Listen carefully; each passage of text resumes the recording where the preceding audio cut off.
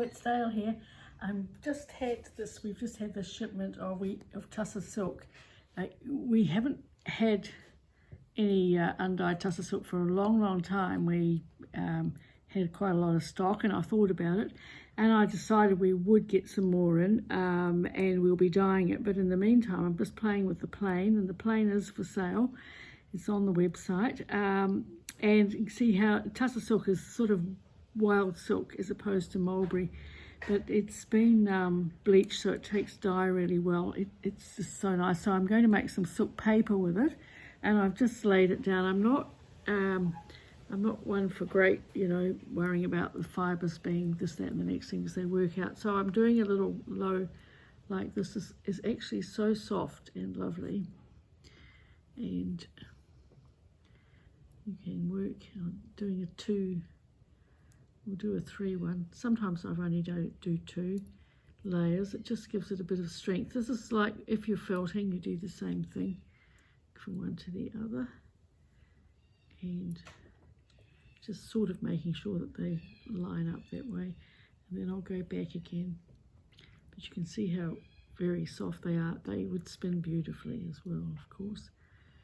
And as we know, take dye very well. So before too long, we'll have more beautiful dyed tussah silk when Jacinta gets onto it.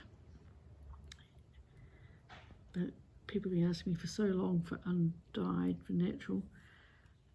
I had to think about it. You always have to get an enormous amount of these things. So that's the silk there, and you can see, you can do a close up and show you. And then what I do is I've got some netting, tulle, whatever you're using. I just use netting, and I'm working on a towel, and I've got some warm soapy water. Now you want the water to go in, because if you make silk paper and you don't wet it right through, you'll be able to feel in the middle that nothing's happened. Because to make silk paper, or silk fusion as it's very trendily called these days, you need to use a medium.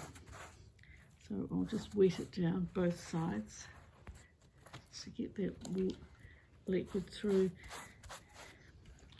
I've put a little bit of detergent in to help it move, but sometimes I've just used hot water. And then having done that, that's my water goes. I've now got textile medium, and I have always used, and for no other than reason, just on your textile medium. Now this has been decanted 50-50, so it's half water, half medium. It's not full strength. It'll be tough, and you'll come back and say, this is so firm, you want it flexibility. Now, when I first started making silk paper, people told me that PVA would work well. Well, don't use it, I don't like it. It breaks down. Or you could use wallpaper paste. And again, when you're up in somewhere like Queensland and it's humid, Sydney and it's humid, and you've made yourself a beautiful garment with silk paper, the humidity will just cause the wallpaper paste to break down, and your beautiful dress will fall apart, which might be all right for some people, but it wouldn't look very nice if it happened to me. So I'm basically painting a medium and water on, and it's a glue structure, and I know it's gone right through. And then I would just leave it to dry. I'll lift it and show you. Now normally I'd just leave it, perhaps hang it on the line, leave it to dry, and it's not particularly, it's not overly, it's not set. I would wait till it is glued, but I can lift and show you that that's my beautiful piece of silk fabric. And you can do so many as a basis for stitching on. So I'll just put that aside and I'll show you. So, I've made lots of silk paper over the years, and I've just simply made it with different colours. You can see I've laid it. And also if you look in here, you can see the different layers. So that's the inside of a different colour inside it, whereas this is all white. And then you can do things like stitch on it. I've painted it with Lumiere paints and stitched some flowers. And this one here, which I really do like, is there's your silk paper. This is made with the colour Stonehaven, and I have stamped on it with a stamp, and used the stamp with Lumiere silver paint, and then I've used one of the Indian printing blocks to stamp these branches, and then I've stitched them later. So it's a really nice background. But silk paper is just so lovely to work on, and I'll show you something I made a long time ago. This was a bride's dress. I think she was the Virgin Bride, and I got my lovely daughter-in-law at the time to model it. I'm sure she was thrilled.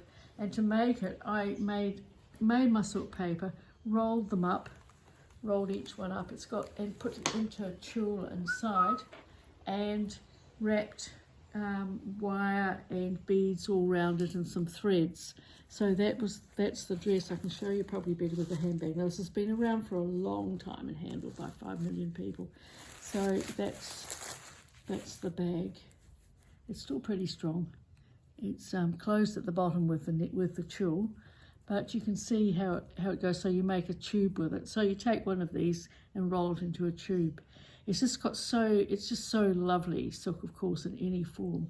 So that's how to make silk paper, and if you're interested, we're selling it by the bag, and this is what 100 grams looks like, and that's, I think, $27. So it's all available for you to buy if you want to. Hope it inspires you, so I'll see you again next time. Bye.